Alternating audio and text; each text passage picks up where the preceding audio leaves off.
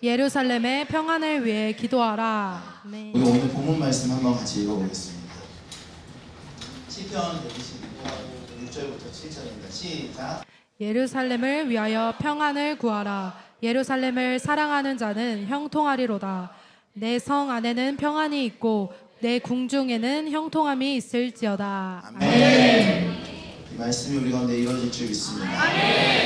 여러분, 하나님의 통치 안에 우리가 있는 줄 믿습니다. 하나님의 다스림 안에 있는 줄 믿습니다. 천국이 여기 있다 저기 있다 하지만 천국은 하나님의 통치와 다스림에 있습니다. 그러니까 천국은 우리가 죽어서 가는 천국일 수도 있습니다. 근데 천국은 위치의 개념이 아니라 사실 통치의 개념이에요. 그래서 누가 통치하는가 되게 중요한 문제예요. 언제나 어디서나 여러분, 거기에 누가 권위자인가, 그게 되게 중요한 문제예요. 누가 권위를 가지고 있는가, 그게 되게 중요한 문제예요. 그리고 만약에 여러분이 하나님의 통치가 없는 곳에 여러분을 보내시면 거기서 여러분을 예배하는 곳입니다. 우리가 예배할 때 하나님의 통치가 회복되는 곳입니다. 하나님의 통치가 회복되는 거예요. 선교사님들이 선교지로 가시잖아요. 선교지로 왜 갈까? 거기 예배자가 아무도 없어서. 누구도 하나님을 예배하는 자가 없으니까. 하나님은 예배자를 보내셔서 너를 통해서 내가 예배받기 원한다. 너를 근거로 내가 그 자리에 가기 원한다. 하나님은 예배자를 찾으신다고 말씀하시거든요. 하나님의 영이시니 저기 있어요. 차키. 예배하는 자가 영과 진리로 예배할지니라. 예배하는 자가 영과 진리로 예배할지니라. 하나님은 예배하는 자를 찾으신다. 그 사우디아라비아에 누구도 예배하는 자가 없으니까 하나님이 그곳에 가기 원하시는데 갈 수가 없는 거예요. 그래서 예배하는 자를 그곳에 보내셔서 나를 초청하라. 하나님은, 우리 하나님께서는 자존심이 있으신 분이에요. 만홀히 여김을 받을 뿐이 아니에요. 누군가가 간절하게 하나님을 초청하면 하나님께서 그 예배자를 통해서 그곳에 가시는 거죠. 그 예배자가 얼마나 귀합니까? 여러분, 이곳에 누구도 예배하지 않는 곳이에요. 이 홍대 이 전체에서 하나님께서 보시고 얼마나 아프세요. 누구도 예배하지 않아요. 그러나 여러분, 이 뉴송 교회가 이곳에서 예배하고 있죠. 하나님을 경외하고 있죠. 하나님께서 이 예배 가운데 임재하시면요, 하나님께서 이 예배 가운데 임재하시면 이 주변의 어둠의 권세들이 무너질 수밖에 없어요. 그러니까 하나님이 오시면 어둠의 권세들이 무너져요. 우리가 예배하면 어둠의 권세가 무너지는 거예요. 여러분 보세요. 여러분의 예배가 이기나 어둠의 권세가 이기나, 끝까지 예배하는 겁니다. 근데 선교사님들이 예배자로 거기 가시면 선교사님들을 밀어내는 두 가지 방식이 있어요. 선교사님들이 어떨 때 이 선교지를 떠나야겠다. 하나는 수치심을 주고요, 두 번째는 두려움을 줍니다. 그러니까 수치심을 주거나 두려움을 주거나. 선교지에 가면 선교사님들이 가장 느끼는 게 두려움 또는 수치심이에요. 근데 그게 다 거짓말이거든. 그게 감정일 뿐이고 그 감정은 털어내버려야 되는 거예요. 그 감정은 우리의 것이 아니에요. 아담이 처음에 범죄했을 때 하나님께서 아담아 어디 있느냐, 내가 벗었으므로 두려워서 숨었나이다. 두 가지 감정이라는 게 생겼어요. 그게 수치심과 두려움이 생긴 거예요. 여러분, 여러분의 수치심, 여러분이 느끼는 수치심과 두려움은 여러분의 것이 아니에요. 원래 여러분 거 아니에요. 아담과 하와도 그게 처음 들어온 거예요. 죄 때문에 들어온 거예요. 근데 우리가 수치심과 두려움에 휩싸여서 움직일 필요가 있습니까? 세상 사람들을 움직이는 원동력이 뭔지 아세요? 수치심과 두려움이에요. 내가 이렇게 하면 어떻게 하지? 라는 두려움이에요. 또 사람들이 나를 어떻게 생각할까? 수치심이에요. 그런데 우리가 거기에 따라 움직일 필요가 있습니까? 그렇게 하면 움직일 수가 없어요. 예배자는 그렇게 움직일 수가 없어요. 내가 나사렛 예수의 이름으로 명할 때 수치심은 떠나가라, 두려움은 떠나가라, 툴툴 털어버리면 되는 거예요. 우리가 거기에 따라 움직이면요, 하나님에 따라 역사하는 게 아니죠. 하나님의 임재하시면 어둠의 권세가 무너지게 되어 있어요. 그리고 그 예배자는 움직이는 하나님의 나라예요. 그가 가는 곳마다 하나님의 나라가 임하는 거예요. 그 사람을 근거로. 그러니까 하나님 보시기에 그 예배자가 얼마나 소중하겠어요. 너희 예배를 통해서 너희 가정에 내가 임할 수 있고, 너희 예배를 통해서 너희 교회에 내가 임할 수 있고, 너희 예배를 통해서 너희 학교에 내가 임할 수 있고요. 여러분 학교에 가서 수업 듣기 전에 어떻게 합니까? 하나님이 이곳에 임하여 주십시오. 하나님이 주인입니다. 하나님이 왕입니다. 하나님이 이곳의 주권자이십니다. 여러분 그렇게 고백하는 것과 고백하지 않는 게 차이가 있을까요? 어마어마한 차이가 있는 거죠, 여러분. 어마어마한 차이가 있는 거예요. 그 능력이 있는 거예요. 예수님이 새벽마다 철야마다 틈날 때마다 기도하러 가셔서 무슨 기도하셨어요? 하늘에 계신 우리 아버지요, 하나님의 이름이 거룩히 여김을 받으시옵고 나라가 임하옵시옵고 뜻이 하늘에서 이루어진 것 같이 땅에서도 이루어지이다. 여러분 그 얘기는 하나님 짱입니다는 얘기예요. 하나님 짱입니다. 그냥 하나님이 왕이에요. 아무도 그 얘기 안 하잖아요. 근데 제가 이곳에 온 이유는 하나님이 왕입니다. 그것을 내가 선포하기 위해서 예수님 오신 것이에요.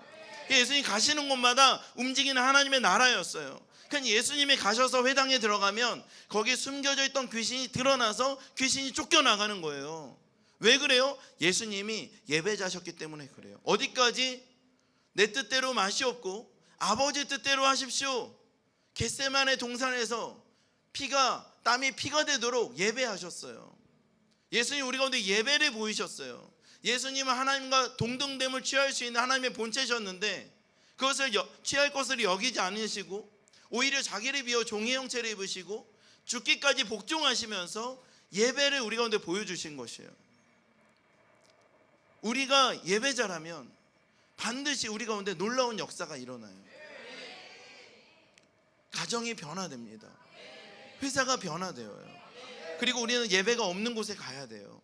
하나님의 통치와 다스림을 인정해야 되고 존중해야 되고 그것을 자랑해야 돼요. 반드시 역사가 일어나요. 여러분이 뭔가를 했는데, 내가 전도를 했는데 뭔가 계속 하는데 열매가 없다? 기다리세요. 예배하며 기다리며 경외하고 끝까지 기다리면 하나님이 역사하실 거예요. 하나님의 통치와 다스림, 이것이 하나님의 나라인데 이것은 우리의 생각과 많이 달라요. 그러니까 여러분 생각해 보세요.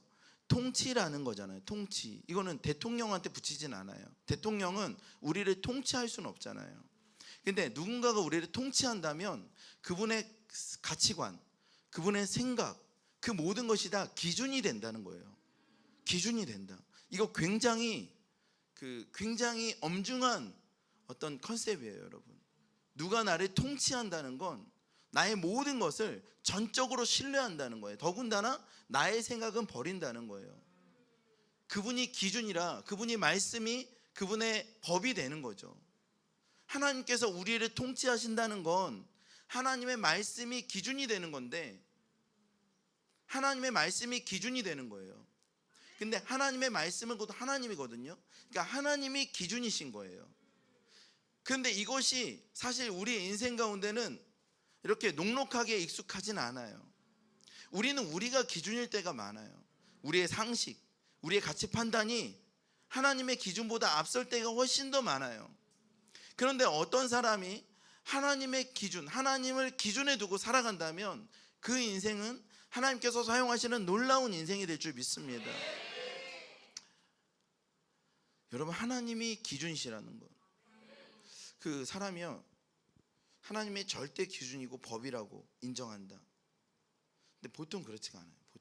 보통은 어떻게 하냐면 뭐 상식도 기준이고 뭐 여러 가지 매너도 기준이고 그래요. 예를 들어서 우리 형제님을 때렸다. 그러면은 잠깐만요.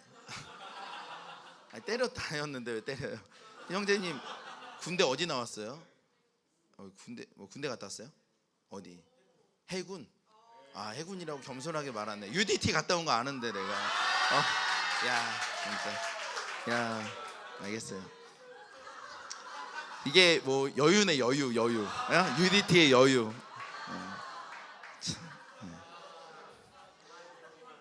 그러면 긴팔을 입고 다녀야지. 왜 근육을 자랑하면서 이렇게. 야 진짜 누가 봐도 UDT 같은 느낌이네. 야 그래요. 근데 형제 때렸다, 이게 중요한 거 아닌데, 형제 때렸다 그러면 형제이 나쁜 거잖아요. 누가 누구를 때리면 때린 사람이 문제잖아요. 누구나 다 그렇게 생각하잖아. 그런데 꼭 그런 건 아니라는 거지. 그러니까 하나님께 여쭤봐야 되는 거예요. 그러니까 우리는 누가 누구를 때리면 당연히 그렇다고 생각해요. 그러나 우리가 사는 모든 삶의 모든 이 바운더리를 전 우주를 하나님이 지으신 거라서 하나님이 기준이라 하나님께 여쭤봐야 되는 거죠. 누가 누구를 때린다, 그 잘못한 거죠. 잘못한 거. 우리 그렇게 생각해. 그런데 만약에 그 반대적인 요소에서 그 사람이 나를 위협해서 내가 이 사람을 안 때리면 내가 당하게 생겼어. 그럼 때린 게 맞아요, 안 맞아요? 맞잖아요. 만약 우리 집에 강도가 들었어. 칼을 들고 들어왔어. 우리 아내와 애들이 있어.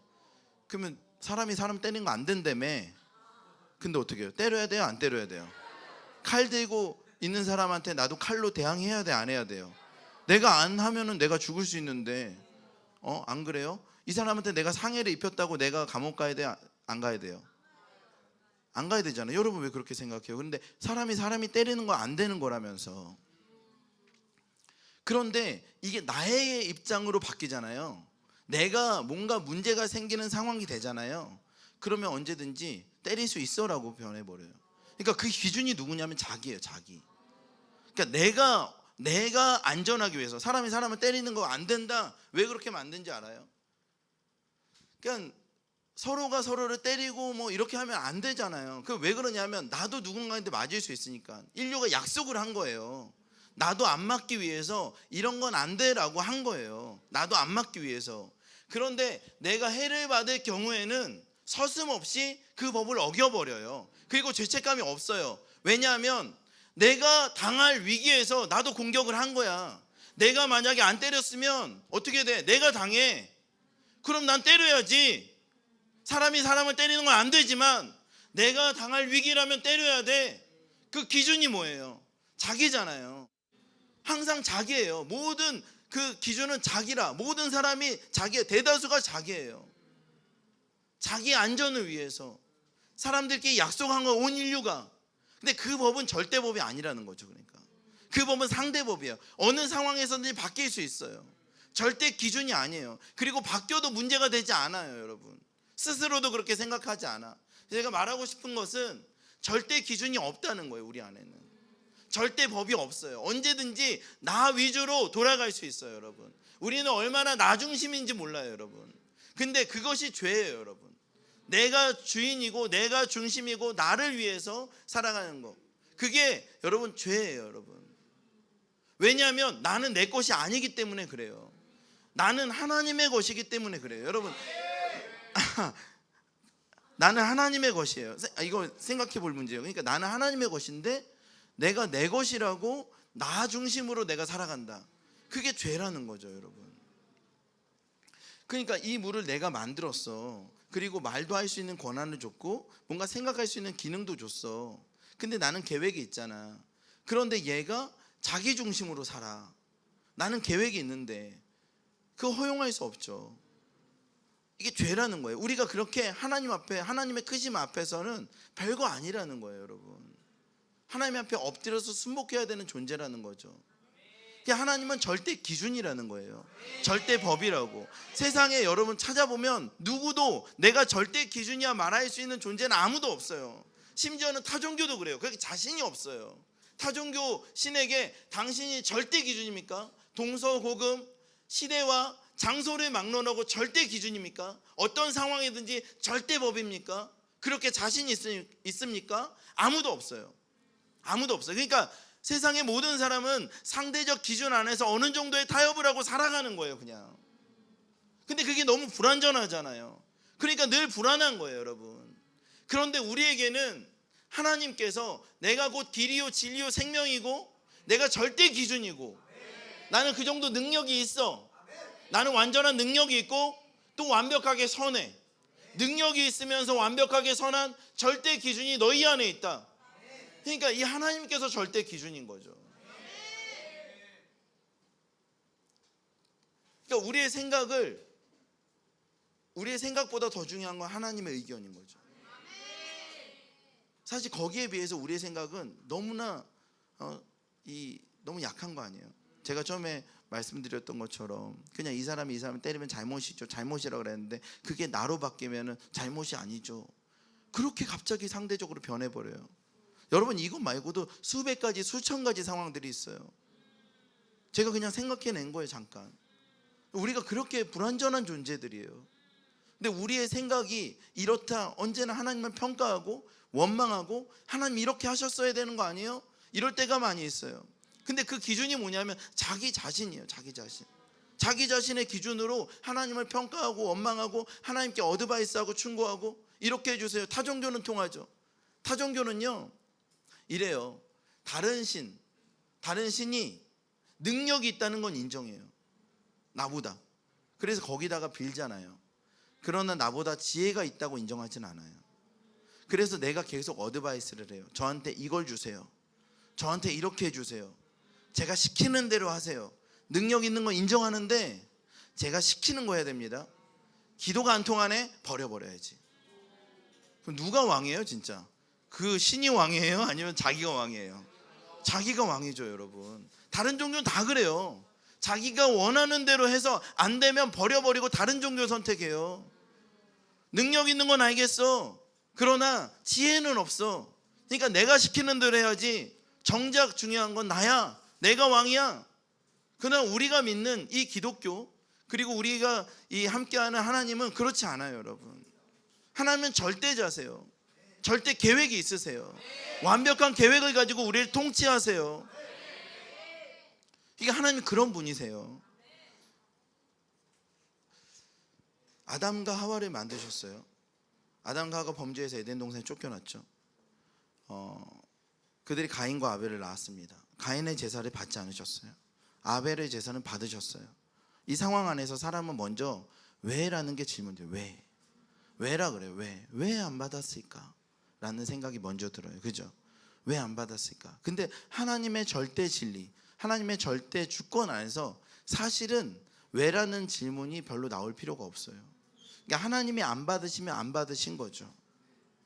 하나님은 완벽하시고 완전히 선하시다는 그 전제 아래서 하나님이 안 받으셨다는 건 그것 자체가 이유예요. 그냥 그러셨구나. 근데 왜라는 질문 안에는 약간의 거역의 뉘앙스가 있어요. 약간의 불만의 뉘앙스가 있어요. 약간의 의심의 뉘앙스가 있어요. 우리 안에. 그렇잖아요. 왜? 가인은 왜라 그러면서 하나님의 멱살을 흔들지 못하니까 힘없는 아벨을 죽여버렸어요. 하나님을 죽인 거나 마찬가지예요. 하나님을 죽일 수 없으니까 아벨을 죽인 거예요. 이제 가인의 제사 안 받은 이유가 들통이 났어요. 하나님은 그 모든 걸 다 알고 계셨어요. 안 받으셨어요. 사람이 가장 듣기 어려운 얘기가 뭐냐면 노라는 거예요. 노.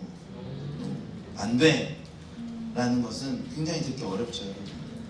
반면에 그래 그렇게 해 예스 하는 것은 듣기 좋죠. 그러나 노 안 돼는 언제나 우리한테 불편해요. 그러나 그것을 받아들이는 것이 예배잖아요. 하나님의 절대 주권. 예수님 그러셨죠. 내 뜻대로 마시옵고 아버지 뜻대로 하십시오. 그게 예배잖아요. 가인이 할 수 없었던 거예요. 인류에 누구도 하지 않았던 것이에요. 그런데 예수님이 하신 거예요. 예수님은 충분히 사고하실 수 있는 분이에요. 그러나 그러지 않으셨어요. 예수님 어떻게 이런 말씀 하셨나요? 나는 임의로 말하는 것이 아니라 하나님이 가르쳐준 대로 보여준 대로 말한다. 하나님이 가라는 곳에 가고 하나님이 하라는 일을 하러 이 땅에 오셔서 그렇게 사셨어요. 예수님 스스로 임의로 내가 스스로 만들어내는 게 아니다라고 하셨어요. 예수님께서 언제 십자가에 달려 돌아가실지도 모르셨어요. 예수님은 하나님의 뜻대로만 움직이셨어요. 하나님을 존중하고 신뢰하고 하나님의 절대 법이었어요. 하나님이 절대 법이었어요. 스로보니게 여인이 있었어요. 여러분 잘 아시죠? 스로보니게는 그 당시에 좀 잘 사는 동네였어요. 거기에 여인이 예수님을 찾아왔어요. 이방 여인인데 왜 찾아와요? 이 여인에게 문제가 있었어요. 딸이 하나 있는데 딸이 귀신에 들렸어요. 어디 가도 고칠 수가 없었어. 그래서 이 스로보니게 여인이 예수님께 찾아왔어요. 아주 아름다운 옷을 입고 액세서리를 치렁치렁 하고 왔겠죠. 그게 그냥 삶이니까. 그거 외에는 다른 옷이 없으니까. 그리고 와서 애따 모르겠다 예수님께 엎드렸어요. 그리고 예수님이 살려달라고 그랬어요. 내 딸을 살려주십시오.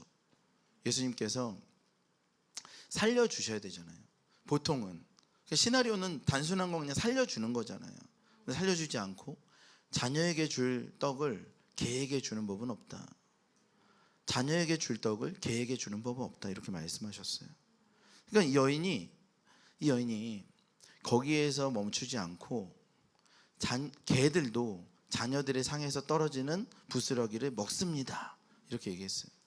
그러니까 예수님이 네가 그 말을 하였으니까 네 딸이 노임을 받을 것이다. 가라. 네 딸이 구원을 받았다. 그렇게 말씀하셨어요. 그러면 이게 궁금하잖아요. 뭐지? 말 잘하면 고쳐주나? 아니면 어떻게 하면, 무슨 말이지? 저는 궁금했어요. 아니 예수님 이상한 것 같은데? 언변에 능하면 고쳐주는 건가? 포기하지 않으면 고쳐주는 건가? 그런데 이 앞에 한국어 성경에는 좀 가볍게 넘어간 게 있는데요. 한번 볼까요? 말씀이 준비됐을까요? 마가복음 없어요? 없으면 마가복음 없어요. 그 수로보니게 여인이 이렇게 말했어요. 옳소이다 마는, 이렇게 말했어요. 근데 영어 성경으로 보면 You are right, you are right. 당신이 옳습니다. 이렇게 말한 거예요. 그것 때문에 그런 거예요. 여러분, 신앙의 여정은요, 주님이 옳습니다 하는 여정이에요. 주님이 맞습니다 라는 여정이에요. 여러분, 계속 주님이 옳습니다라고 고백하는 여정이 신앙의 여정이에요.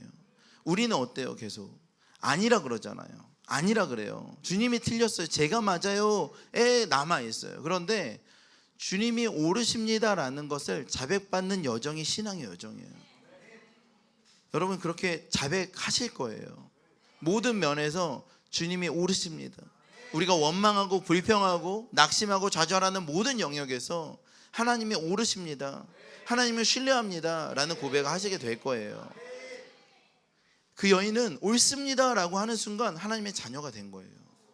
땅에 떨어진 걸 주워 먹는 게 아니라 하나님의 자녀가 된 거예요. 그 순간에 여러분, 하나님의 자녀가 되는 방식은 뭐냐면 자기를 부인하고 예수님을 잡는 거예요. 여러분, 그게 제일 어려워요. 그 여인의 모든 돈을 투여하는 것보다 어려운 건 옳소이다 한마디예요. 여러분, 옳소이다. 나의 감정에 도저히 안 맞는 말이잖아요. 여러분, 내가 그 귀부인인데 어떻게 나를 개라고 하지?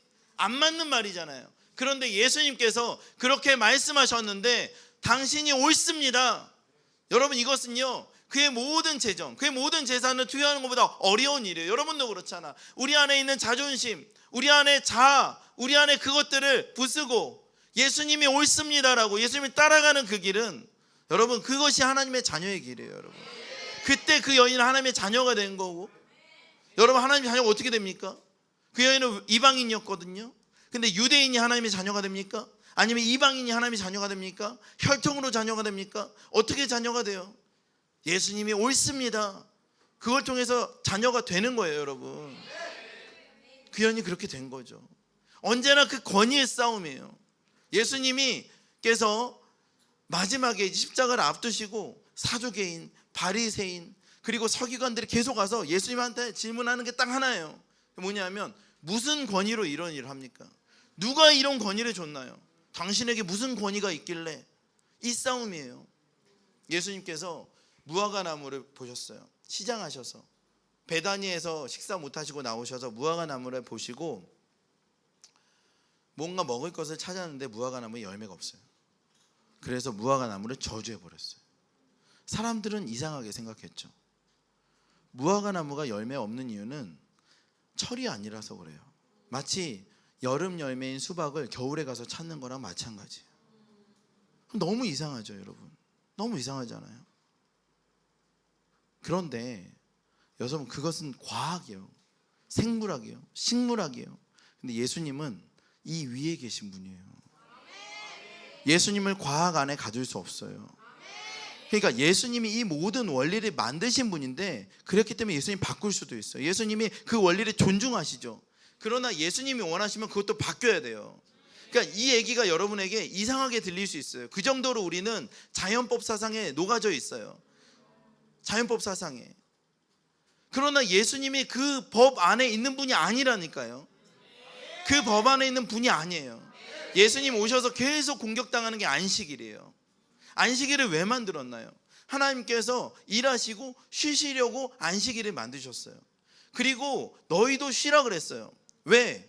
나는 너희와 함께 일하는 게 의미 있어. 우리 같이 일하자. 나 혼자 일할 필요도 없고 너 혼자 일할 필요도 없어. 우리 함께 일하는 거야. 우리는 동역 관계고 동행하는 관계고 함께하는 관계야. 그러니까 나 쉴 때 쉬어 라고 하셨어요. 그런 의미로 안식일을 만드신 거예요. 예수님이 오셨어요. 쉴 수가 없어요. 일해야 돼요. 일하셔러 오셨어요. 근데 계속 쉬라는 거예요. 그 본질이 누구예요? 예수님이잖아요. 여러분, 어떤 사람이 카페 주인이에요. 근데 이 사람이 월요일 날을 휴일 날로 정했어요. 그리고 그렇게 쉬었어요. 그러다 이 카페 주인이 카페가 잘 돼서 캐나다에다 하나 더 열었어요. 거기 가서 한 3년 일하다 왔어요. 월요일 날 쉬던 거를 종업원들한테 이제 우리 월요일 날 쉬지 말고 수요일 날 쉽시다. 어떤 종업원이 안 됩니다. 이거 우리 전통이에요. 우리는 계속 수요일 날 월요일 날 쉬어왔다고요.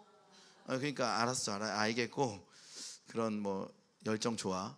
그런데 그런 열정 좋은데 이건 우리 카페 전통이에요. 그러니까 그런 열정, 충성심 좋아. 그런데 아무튼 그냥 수요일 날 바꾸자. 안 됩니다. 우린 계속 이걸 지켜왔어요. 그래. 좀 특별한데. 그래 좋아. 근데 아무튼 수요일 날 바꾼다. 나 수요일 날 쉬어야 돼. 안 됩니다. 그거랑 똑같은 거예요, 여러분. 예수님이 그것을 얼마든지 바꿀 수 있어요. 안식일 그거 예수님이 얼마든지 움직이면 움직여야 되는 거예요. 그런데 안 그런 거라. 안식일 안에 가두시는 거죠. 안식일은 예수님 만든 건데 왜 예수님한테 그렇게 움직이라 그래? 말이 안 되잖아요. 그러니까 여러분 무슨 느낌인지 아세요? 예수님이 오셨을 때 예수님을 가장 공격한 게 뭐냐면 예수님이 만들어 놓은 법칙들, 그런 것들 안에 가두는 거예요. 예수님을 상상해 보면 말이 안 되는 거예요. 과학 안에 예수님을 가둘 수 있나요? 생물학 안에 가둘 수 있어요? 여러분 만약에 예수님을 여러분의 상식과 매너 안에, 여러분의 사고방식 안에 가두신다면 여러분은 예수님을 누리지 못할 거예요. 누리지 못할 거예요, 여러분. 그러나 예수님을 그 위에 모든 상식과 매너와 방법과 여러분이 가지고 있는 사고방식, 가치 판단 위에 예수님을 둔다면 여러분 그 위의 것들을 누리게 될 거예요. 그러니까 예수님은 그런 분이세요. 그러니까 기준이 달라진 거예요. 예수님이 이 땅 가운데 오셨어요. 이 땅 가운데 오셔서 이제 예수님 오시기 전에 얘기 좀 해볼게요. 그냥 빨리. 하나님께서 이제 가인과 아벨을 지으셨고 가인이 아벨을 죽였잖아요. 하나님께서 다시 새로운 사람을 보내셨어요. 셋이라는 사람이었어요. 그리고 세대 자손들이 뭐 이렇게 쭉쭉 나가다가 무드셀라도 있고 에녹도 있고 노아도 있고 그렇게 됐어요. 하나님의 계보죠. 여기서 아브라함도 나타나요. 그런데 이쪽에는 어떻게 돼요? 가인도 있고 가인의 아들도 있고 가인의 아들도 있고 뭐 두바이 가인도 있고 뭐 있어요. 유발도 있고 막 그런 사람들이 있어요. 이 가인의 도시가 형성됐어요. 이쪽에는 세대 마을이 있었어요. 근데 다 타락했어. 그래서 어떻게? 노아의 홍수가 오죠. 그리고 노아와 노아의 세 아들만 남았어요. 노아의 세 아들 셈과 함과 야벳이었어요. 근데 셈은요 하나님께 선택을 받았어요. 그래서 셈의 자손 안에서 아브라함이 나와요. 함은요 함은 넷째 아들 가나안이 타락을 했어요. 그래서 이 가나안이 두로와 시돈 지방을 지배하는 사람이 되었어요.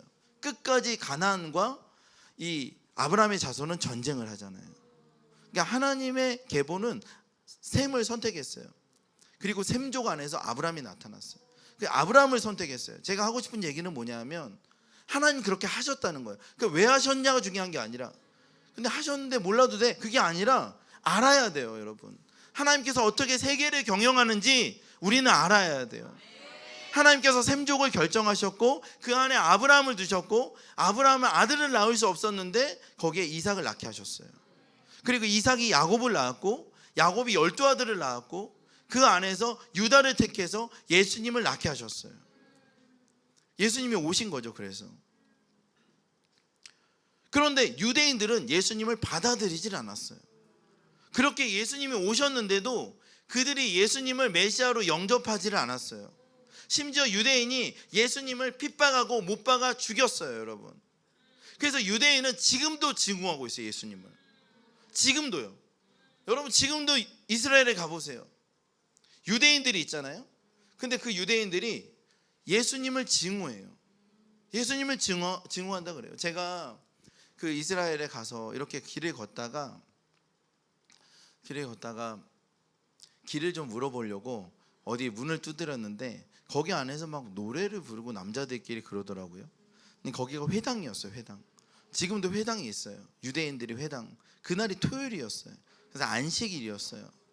그러니까 이만한 장소에 이렇게 긴 테이블에 이제 회당에 사람들이 앉아 있는 거예요. 끝에는 정말 이제 랍비 같은 사람이 털모자를 쓰고 이렇게 털옷을 입고 허리에 가죽대를 띠고 진짜 앉아 있고, 그 사람 다른 사람들은 그냥 털모자 정도만 쓰고 이렇게 앉아 있는 거예요. 그리고 계속 말씀을 막 암송하면서 노래를 부르는 자리에 저도 그리고 저희 형제도 같이 초청을 받아서 이제 앉아 있는 거죠. 근데 우리 형제가 이스라엘아 들으라 신명기 6장 6절 말씀을 히브리어로 외우고 있더라고. 이 친구가 약간 특이한 걸 많이 해가지고, 야 너 그런 거 언제 했어? 그러니까 그냥 외워놨대. 그래서 얘가 쉐마 이스라엘 이러면서 그 6장 6절을 히브리어로 딱 외쳤거든요. 진짜 난리가 났어요. 지금 너무 좋아하더라고 우리를. 너무 좋아하고 진짜 막 감동의 도가니. 그래서 또 막 흥분해서 그 사람들 노래 부르고 막. 안식일은 그렇게 보내는 거예요. 다 얘기한 다음에 너는 어디서 왔냐? 그래서 우린 코리안이다. 그리고 우리 무슨 전화가 왔는데 계속 차 때문에 그런 건 아니겠죠? 그래, 감사합니다. 그래서 우리 한국에서 왔다. 내가 이렇게 말했어요. As you know, we believe Jesus Christ. 그랬더니 갑자기 분위기가 좀 쏴해지더라고. 야 나도 용기가 있었죠. 한번 여기서 뭔가 해봐야겠다. We are Christian. 그랬더니 We hate him 이러더라고. 처음에 몇 명은 그냥 뭐 이렇고 뭐 이랬는데 그 랍비가 We hate him 딱 이러더라고. 그래서 그러냐고 이제 뭘 어떻게 말해야 될지 그런 생각이 들더라고요. 동네 초등학교에 가서 예수님이 적혀져 있는 종이에다가 뭐 이렇게 해가지고 초등학생들한테 이렇게 보여줬어요. 예수님에 대해서. 얘네들이 진짜 거짓말 아니고 찢더니 밟아서 막 이렇게 저주받은 이름이라고. 정말 다 그랬어요. 그리고 나한테 Do you know 강남 스타일? Do you know 강남 스타일 이러다. 그래서 이거 진짜 그랬었어요. 그들은 지금도 예수님에 대해서 그렇게 생각을 합니다. 근데 그들은요 자신이 선택을 받았다는 착각을 지금도 하고 있어요. 그러니까 혈통적으로 그들이 유대인이잖아요. 그러니까 그들이 선택을 받았고 우리는 다른 민족과 다르고 메시아는 곧 올 거야. 근데 그 메시아는 정치적 메시아예요. 그래서 전 세계를 지배하는 메시아가 오게 될 거야. 지금도 우리는 이스라엘의 회복을 기다리고 있고 메시아를 기다리고 있어. 그들에게 죄를 구원할 메시아가 아니에요. 정치적 메시아를 지금도 기다리고 있어요.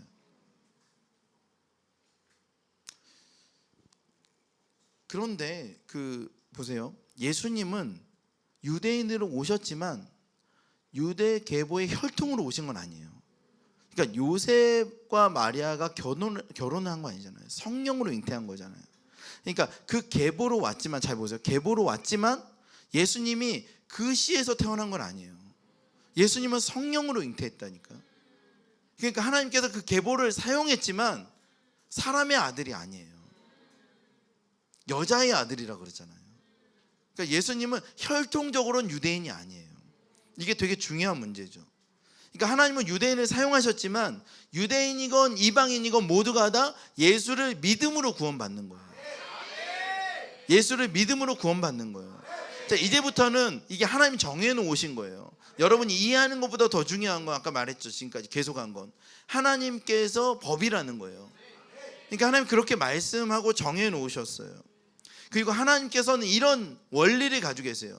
그게 뭐냐 하면 이방인들이 유대인을 복음을 전해서 유대인들이 돌아오게 되는 역사적인 계획을 가지고 계세요. 그게 성경에 굉장히 많은 부분에 그렇게 쓰여져 있죠. 사도 바울이 수많은 교회를 개척했어요. 근데 어디에 개척했냐면 이방 민족에게 교회를 개척했어요. 그러나 그 이방 민족이 사도 바울의 목표 지점이 아니에요. 사도 바울의 최종 목표 교회 개척지는 어디일까요? 이스라엘이에요. 그런데 이 이스라엘을 직접 하면 될까요? 안 될까요? 안 돼요. 이방인들에게 복음을 전해서 이방인들이 유대인들에 와서 복음을 전해야 된다는 원리를 알고 있었어요. 그래서 그는 유대인을 너무나 사랑했어요. 유대인을 위해서라면 자신이 하나님으로부터 끊어져도 좋다라고 할 정도로 유대인을 사랑해서 그 열심을 내면서 유대인을 사랑하며 살았던 거예요. 그런데 그 사랑으로 바울이 했던 것은 뭐냐 하면 이방 민족에게 복음을 전한 거예요. 이방 민족에게 가서 교회를 세운 거예요, 여러분. 그러면서 그가 목표했던 곳은 유대인이었어요. 그것이 하나님께서 정해놓으신 원리예요. 심지어 성경의 많은 부분에서 유대인들은 그러면 왜 예수를 받아들이지 않았을까? 왜 복음을 듣지 않았을까? 여러분 논란의 여지가 있지만 대다수의 학자들이 동의하는 것, 하나님께서 그들의 눈을 멀게 하시고 그들의 귀를 닫아서 유대인들이 예수 복음을 듣지 못하게 하고 그들이 받아들이지 않음으로 인해서 이방 민족들이 주님께 돌아오게 했다. 그래서 유대인들은요 대동소이하게 인정하는 건 뭐냐면 하나님께서 그들의 눈을 막으시고 귀를 막으셔서 그들이 예수를 알지 못하고, 그리고 그 예수 그리스도의 복음이 그들이 거절했기 때문에 이방 민족에게 가서 처음에는 유럽에 가고요, 그리고는 미주로 가고요, 지금은 한국이고요, 더 나아가서 중국과 아시아 전체, 그리고 마지막에 그 무슬림이 있는 22개 국가들, 예루살렘을 둘러싼 수많은 무슬림들, 거기에 복음이 전해지고 있어요. 기적과 같은 일들로 지금도 무슬림의 복음이 전해지고 있단 말이죠. 그리고 우리가 기도하는 것은 그 무슬림들이 예루살렘에 가서 유대인들에게 복음을 전하는 것이죠. 여러분, 지금도 우리가 유대인에 가서 복음을 전한다면 굉장히 위험합니다. 여러분, 그냥 초등학생이가 그거 찍고 이렇게 하죠. 제가 유대인들한테 복음을 전하잖아요. 여러분, 누구든지 텔아비브나 아니면은 뭐 요빠나 아니면 뭐 예루살렘은 더 심하고 그런 데 가서 복음을 전해 보세요. 마을에 가서 복음을 전해 보세요. 제가 거짓말이 아니라 복음을 전하고 있잖아요. 유대인들에게 내가 복음지를 이렇게 전해준단 말이에요. 뒤에 한 20명이 따라오고 있어요. 유대인들이 내가 사는 숙소가 어딘지 나한테 컴플레인 하려고. 거기에는 유모차 민 아줌마도 있고요, 까만 옷 입은 정통 유대인도 있고요. 그들이 나를 해하려고 어쨌든 따라오고 있어요. 여러분, 진짜로 금방 그렇게 모여요. 저 사람이 저주받은 이름 예수를 우리 민족에게 전한다, 저 사람은 제어해야 된다. 거기에 물리적인 린치를 받을 수도 있죠. 여러분, 실제로 여러분 가서 해보세요. 1시간만 하면 뒤에 사람들이 이렇게 몰려 있어요. 진짜로 뒤에 사람들이 이렇게 모여 있어. 그리고 굉장히 위협적이에요. 그러니까 무슬림 사회 안에서 복음을 전하는 것보다 더 위협적이에요. 또 다른 위협이에요. 이거는 또 다른 위협이에요. 똑똑똑하고 문을 열어줘요. 안에 보면 우리 텔아비브 같은 데 보면은 우리 형제들 자매들이 뭐 이렇게 조금 어떻게 보면은 굉장히 방탕하거든요. 그 안에서 와인 마시고 뭐 담배 연기 자욱하고. 그래서 어디서 왔냐, 뭐하러 왔냐, 우리는 한국 사람인데 미안하다, 크리스찬이 너희들에게 잘못한 거에 대해서 사과한다, 그동안 뭐 여러 가지 일들이 많지 않았냐, 미안하다, 여러 가지 사건들 얘기하면서 미안하다, 그런데 우리는 예수님을 전하러 왔다, 나가라. 바로 나가라 막 소리 지르고 욕하고 쫓겨나는 거죠. 아무리 공손하게 해도 쫓겨나요. 그 사람들이 얼마나 완고한지 모릅니다. 완고해요. 그러나 주님의 계획은, 세상이 뭐라 그래도 주님의 말씀 안에서의 계획은 모든 이방인들이 예수를 믿고 유대인들에게 전도하는 것이에요. 유대인들에게 복음을 전하는 거. 유대인들에게 복음을 전하는 거. 어쩌면 유대인들에게 굉장히 많은 피해를 받았을 수도 있어요. 여러분 잘 아시는 것처럼 노벨상의 30%가 유대인들이잖아요. 전 세계 부의 대부분을 다 유대인들이 가지고 있잖아요. 근데 뭐 불쌍할 게 없잖아요. 근데 힘 있고 능력 있고 그렇잖아요, 여러분. 더군다나 그들은 2000년 만에 땅도 얻었잖아요. 그들이 뭐 이렇게 부족한 거 있나요? 그들이 땅을 얻었을 때 여러분 중동 전쟁이 계속 일어났어요. 1차, 2차, 3차, 4차, 5차. 여러분 중동이 힘을 모아서 유대를 공격해도 거의 힘도 못 썼어요. 중동 전쟁에 아랍권의 전투기가 뜨자마자 폭파당해요. 그 정도로 군사력이 막강합니다. 여러분 유대인들 누가 건들겠어요? 전 세계에서 누구도 건들 수가 없죠, 여러분. 그런데 피해자는 누굽니까? 오히려 아랍권 사람들이에요. 피해자잖아요, 여러분. 1차 대전이 있었어요. 1차 대전 때, 세계 1차 대전 때 그 지금의 팔레스타인 지역을 누가 장악하고 있었냐면 오스만 투르크라는 나라가 1517년부터 장악하고 있었어요. 그러니까 오스만 투르크. 그러니까 오스만 투르크는 제국이에요. 근데 제국에 불가리아, 그리스부터 해가지고 이스라엘까지 다 장악하는 대제국이었어요. 그리고 400년 가까이 통치했어요. 그런데 1차 대전에 참전했어요. 영국과 전쟁을 했죠. 그리고 영국이 이겼어요. 사실 영국이 이길 수가 없었어요. 독일과 영국이 전쟁을 붙었는데, 메인으로 전쟁을 붙었는데 영국이 독일을 이기기가 쉽지 않았어요. 독일의 잠수함들이 너무 셌거든요. 독일의 잠수함들이 무제한 잠수함 작전 해가지고 영국이 독일을 이길 수가 없는 거예요. 마지막에 이 독일의 잠수함이요 미국의 상선을 공격했어요. 실수로 공격했어요. 그리고 미국이 참전했어요. 그리고 1차 대전이 거의 한 3년 만에 끝나버렸어요. 미국 힘으로 끝난 거예요, 여러분. 그 영국 혼자는 도저히 이길 수가 없는 거라. 그래서 영국이 아랍권에다 얘기를 했어요. 만약에 우리가 이기면 오스만 투르크에 있는 그 팔레스타인 지역 아랍 해방해 주겠다. 그렇게 그냥 조항을 해버렸어요. 그리고 2년 후에 유대인들에게도 얘기를 했어요. 유대인들에게도 너희들이 자금으로 우리를 도와주면은 우리가 거기다가 유대인 지역 만들어 주겠다. 그 당시에 유대인 지역 만들어 달라고 힘있게 주장하는 두 명이 있었어요. 하나는 로스차일드 가문이었어요. 또 하나는 과학자였어요. 과학자, 생물학자인데 여러분 아세요? 그 생물학자? 아세요? 그 생물학자가 어떤 사람이냐면 이 영국이 독일과 전쟁을 하는데 화약이 부족했어요. 화약이. 근데 이 화약을 만들기가 되게 어려웠어요. 화약을 만드는 재료들을 수급하기가 되게 어려웠어. 그런데 시오니즘에 조금 이렇게 선봉에 있는 사람이 과학자인데 이 사람이 생물 안에서 그것을 추출해서 아세톤을 만들어냈어요. 근데 대량의 아세톤을 만들어냈어요. 이 사람이 굉장히 탁월한 사람이에요. 천재에 가까워요. 그 사람이 영국에게 그 화약을 제공해줬죠. 화약의 주 성분인 아세톤을 만들어줬어요. 그리고 그 사람한테 개인적인 어떤 보답을 원하냐 물어봤을 때 예루살렘에 그 이스라엘을 건국해달라, 그 땅을 달라고 했어요.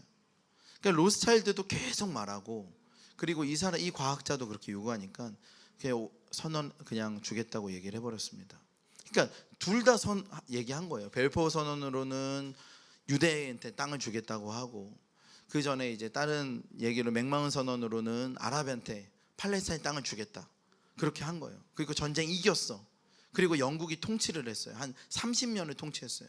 거기에 영국도 통치하고 팔레스타인도 살고 유대인들도 살고, 그러면서 막 지지고 볶고 살았던 거예요. 그러다가 유대인이 도저히 안 되겠다, 우리 영국도 공격하고 그냥 영국 몰아내고 독립하자 해서 독립선언을 해버린 거예요. 그리고 독립이 된 거예요. 독립선언을 하자마자 중동에 있는 나라들이 연합으로 공격을 했어요. 그런데 이겼어요. 그게 1차 중동 전쟁이에요. 2차, 3차, 4차 계속 공격했어요. 틈만 나면. 그런데 계속 이겼어요. 누가 유대인을 건드려요? 건들 수가 없죠. 그래서 중동 국가들이 유대인을 건들 수가 없었어요. 너무나 많은 학습을 했잖아. 건들면 안 된다. 그게 이제 이런 상황이었어요. 그런데 지난주 토요일 새벽 일주일 됐죠. 그때 어마어마한 일이 퍼졌죠, 여러분. 지금도 뉴스만 틀면 그 얘기만 나오잖아요. 굉장히 큰 일이에요, 여러분. 굉장히 큰 일이에요. 지금까지 아이언돔이 뚫린 적이 없잖아요. 그런데 드디어 아이언돔도 뚫리고 더군다나 기습작전으로 넘어와서 수백 명을 잡아가 버렸어요. 그리고 마을을 약탈하고 이스라엘 사람들 다 죽여버렸어요. 아이들도 잔인한 일들이 있었잖아요. 말할 수 없는 일들이 있었어요. 그 유튜브 볼 때마다 그런 게 나타나잖아요. 그러니까 말할 수 없는 일이 일어났고, 이스라엘 입장에서는요, 이 전쟁을 그냥 넘어갈 수 없어요. 가자 지구를 완전히 전면 그냥 다 부셔버리겠다, 그렇게 선언을 했어요.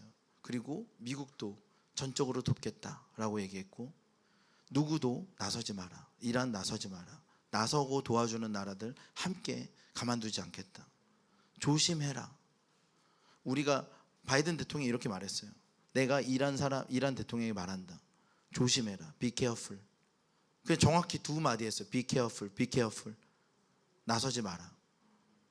만약 나서면 어떻게 돼요? 이란 정부군이 들어간다면, 그럴 리가 많이 없지만 들어간다면 미국 정부군도 들어가야 되고, 그러면 어마어마한 전쟁으로 확전되는 거예요. 그러니까 미국이 그거 하지 말고 그냥 팔레스타인만 부시겠다. 근데 우리는 그걸 참상을 보고 있잖아요. 너무 마음이 아프지 않아요? 너무 고통스럽지 않아요, 여러분? 여러분, 이 일에 가장 고통스러운 분은 누구실까요? 하나님이시겠죠. 하나님 얼마나 마음이 아프시겠어요. 구원받아야 될 수많은 사람들이 죽어가고 있어요. 예수 복음 듣지 못한 채로 죽어가고 있어요. 그들이 예수님을 영접할 기회도 놓치고 죽어가고 있어요. 하나님 얼마나 마음이 아프시겠어요, 여러분.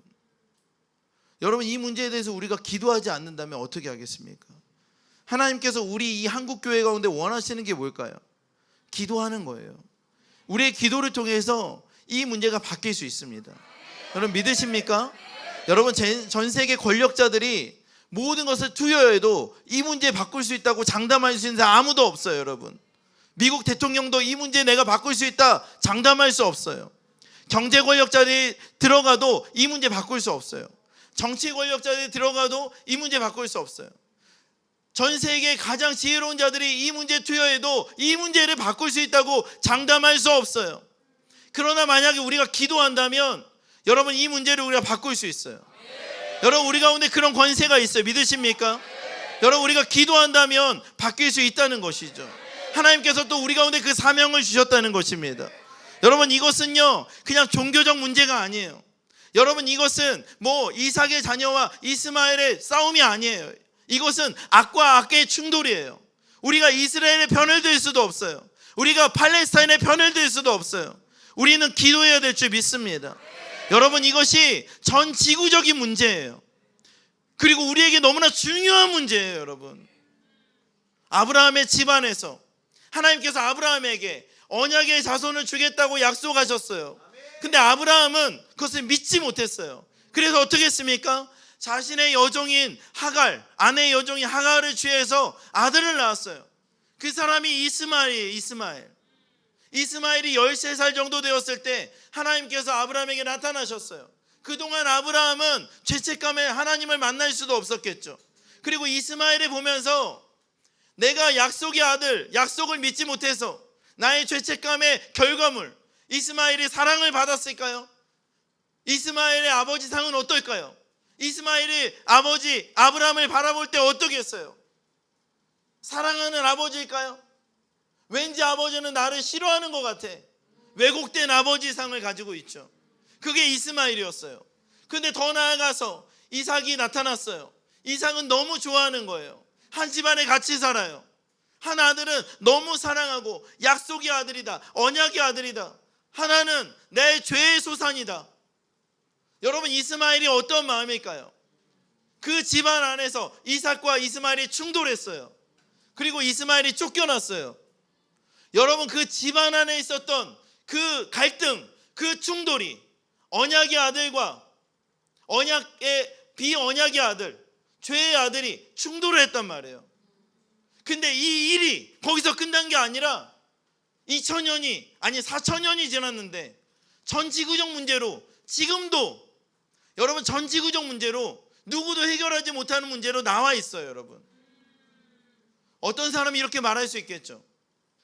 아랍 사람들이 이스마엘의 후예냐? 코란을 읽어보세요. 여러분, 코란에요 아브라함의 아들이 이스마엘로 나와 있고 그들이 정신적인 그 선조로 이스마엘을 선택해요. 아랍의 모든 사람들, 무슬림들이 이삭을 선택하는 게 아니에요. 아브라함의 자식은 이스마엘이고 우리는 이스마엘의 후손이다, 그렇게 말을 합니다. 유대인은 당연히 이삭이 후손이라고 그러죠. 그 아브라함 집안에 있었던 충돌이 거기서 일어나는 거예요. 여러분, 이 문제를 어떻게 해결하겠습니까? 이스라엘의 손을 들어줄까요? 그러면 이스마엘은요? 이스마엘의 손을 들어줄까요? 이 문제가 해결되겠어요? 전 세계 사람들이 두 편으로 나눠서 싸움을 하는데 막강하잖아요. 누구도 이 문제를 해결할 수 없잖아요. 예수 그리스도로 해결하는 거죠. 예수 그리스도만이 이 문제를 해결할 수 있어요. 이 죄악의 문제, 이 갈등의 문제를 예수 안에서 하나 되게 하는 것이 에베소서에 나와 있어요. 이방인과 유대인이 하나가 되어서 회복된 한 사람으로 하나님 앞에 서는 거예요.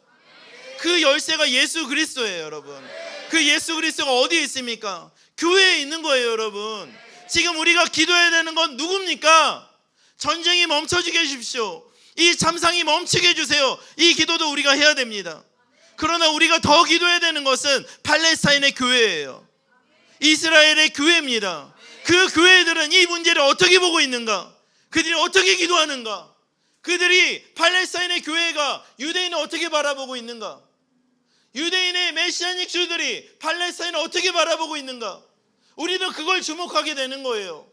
하나님은 그걸 보고 계신 거예요. 우리는 어떻게 기도해야 되겠습니까? 그 교회들이 하나 될 수 있잖아요. 교회는 예수 그리스도잖아요. 그러니까 팔레스타인의 교회와 이스라엘의 교회가 하나 될 수 있어요. 믿으십니까? 여러분, 우리가 그것을 기도해야 되는 것입니다. 전지구적인 이 문제의 해결책은 예수 그리스도 교회에 있는 것이에요. 그 땅에는 교회들이 일어난다면 이 문제는 해결될 수 있어요. 그 땅에는 교회들이 기도한다면 이 문제는 해결될 수 있어요. 여러분, 오늘 이 밤에 그걸 하고자 하는 것이에요. 팔레스타인의 교회를 위해서 기도합시다. 이스라엘 교회를 위해서 기도합시다. 여러분, 우리가 뉴스를 보면서 이 문제를 누가 해결할까? 찬양팀 좀 나와주세요. 이 문제를 누가 해결할 것인가? 바이든 대통령이 해결할 수 있을까? 미국이 투여되면 해결될까? 자기들이 해결하겠다고 투여되는 사람마다 문제를 더 크게 만들어요. 여러분 보세요. 여러분, 그들이 들어가는 순간부터 문제는 더 커져요. 여러분, 이 문제를 해결할 수 있는 건 교회밖에 없어요. 여러분, 그리고 우리가 이것을 기도할 때 오늘 이 밤에 전 세계가 해결할 수 없는 것, 어떤 권력자도 해결할 수 없는 것을 오늘 우리가 기도할 때 하나님이 역사하실 줄 믿습니다. 여러분, 예수 그리스도를 해결할 수 있어요. 저는요 그것을 보게 되었어요. 제가 2012년 12월에 팔레스타인에 갔어요. 저희 교회 팀들하고 같이 갔어요. 15명 정도가 갔는데 팀들은 저보다 하루 일찍 가고 저는 하루 늦게 갔어요. 사정이 있어서. 그날이 12월 25일이었어요. 근데 제가 베들레헴에 갔어요. 팔레스타인 안에 베들레헴이 있어요.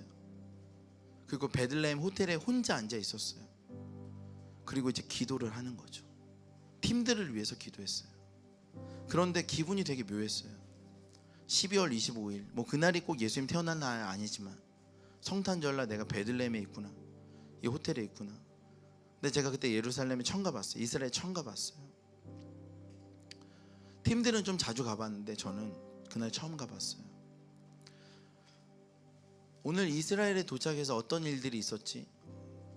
그 텔아비브 공항에 도착해서 까만색 밴을 타고 예루살렘에 갔어요.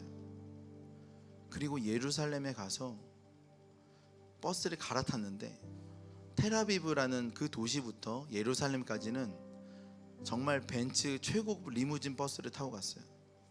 그런데 이제 예루살렘에서 그 베들레헴 안으로 들어가는 버스는 아랍인들이 가득 차 있는 되게 냄새나고 좁고 그 되게 부실한 그 아주 미니버스를 타고 들어가는 거예요.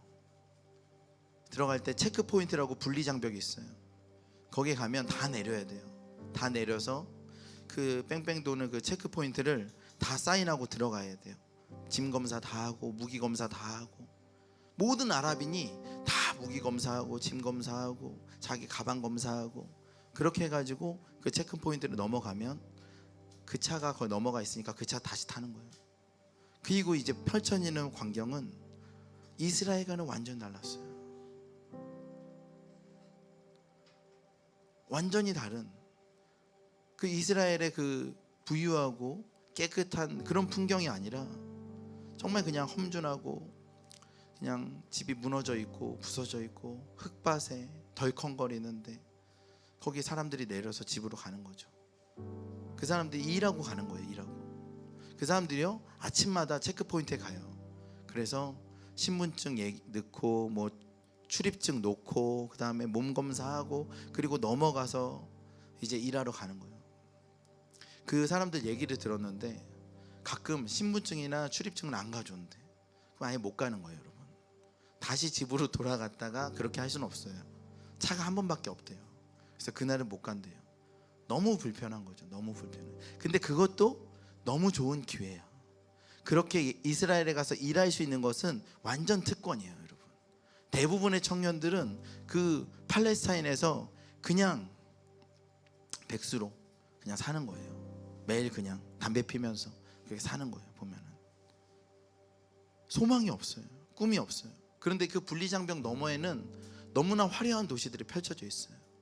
예루살렘, 이스라엘, 요빠, 텔아비브, 갈릴리, 미국이라고 해도 손색이 없을 만큼 화려한 도시들이에요.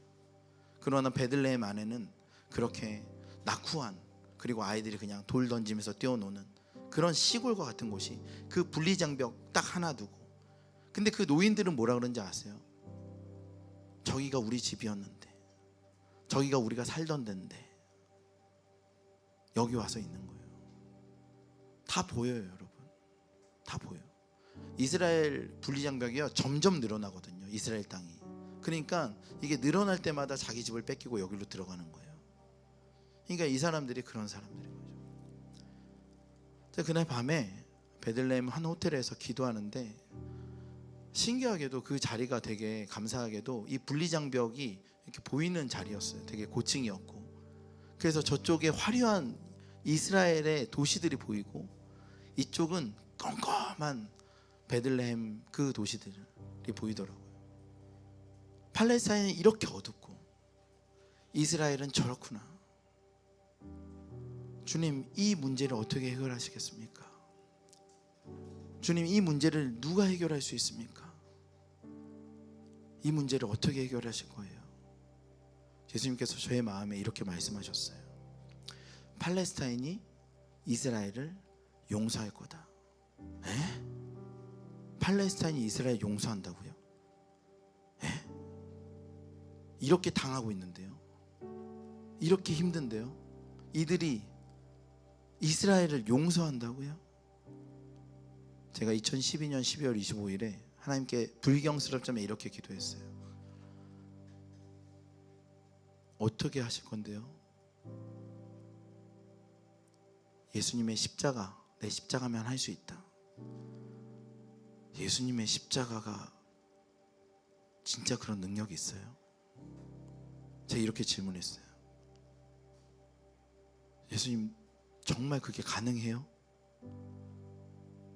예수님의 십자가가 그런 능력이 정말 있어요?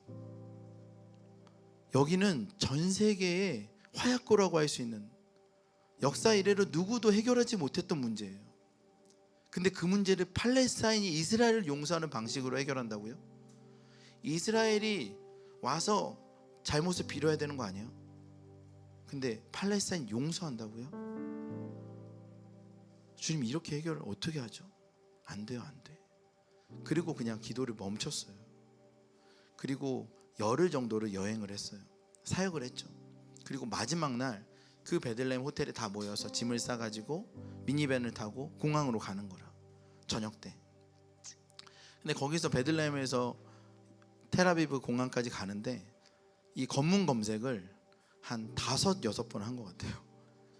어디 갈 때마다 계속. 근데 검문 검색도 보통 검문 검색이 아니에요. 가방을 다 열어야 돼. 자매들 캐리어까지 다 열어야 돼. 다 꺼내서 보고, 그 다음 한 4번째 갔을 때 그 기사가 나한테 그러더라고. 너 왜 이렇게 검색이 심한지 알아? 그러더라고.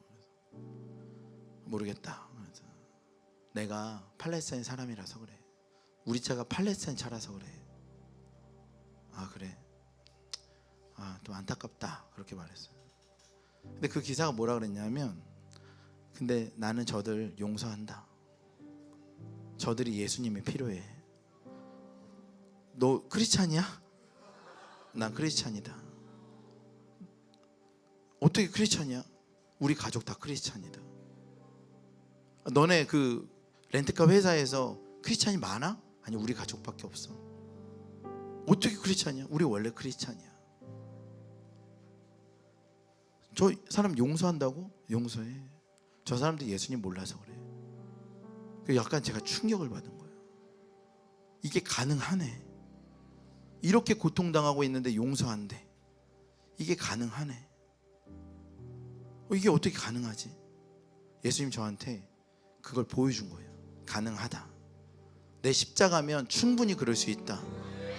나는 의심했거든요. 근데 가능하다고 현장에서 봤어요. 여러분 지금도 가능합니다. 여러분 믿으십니까? 저 유대인들이 전 세계의 권력 다 잡고 있는 것 같죠? 모든 돈도 가지고 있는 것 같죠? 그들이 부유하고 아무것도 부족함 없는 것 같죠? 그러나 그들에게 예수가 없다면 그들 아무것도 아니죠. 그들에게 누가 예수를 전하겠습니까? 여러분 지금 무슬림들이 그들에게 예수를 전할 것이에요. 팔레스타인 사람들이 예수를 전할 것이에요. 여러분 믿으십니까? 팔레스타인 교회가 유대 교회를 용서할 것이에요. 여러분 믿으십니까? 우리는 할 수 있어요. 여러분 우리가 기도한다면 그 일들을 보게 될 줄 믿습니다. 저는 오늘 오면서요, 제가 여러분에게 어떤 은혜를 주려고 오는 것보다 여러분을 동역자로 세우고 함께 같이 기도하고 싶은 마음으로 왔어요. 여러분 우리는 이 문제를 기도해야 됩니다. 우리에게 예수 이름의 권세가 있어요. 우리는 오늘 이 밤에 기도해야 될 줄 믿습니다. 하나님께서 우리의 기도를 사용하실 줄 믿습니다. 하나님께 우리가 같이 기도했으면 좋겠어요.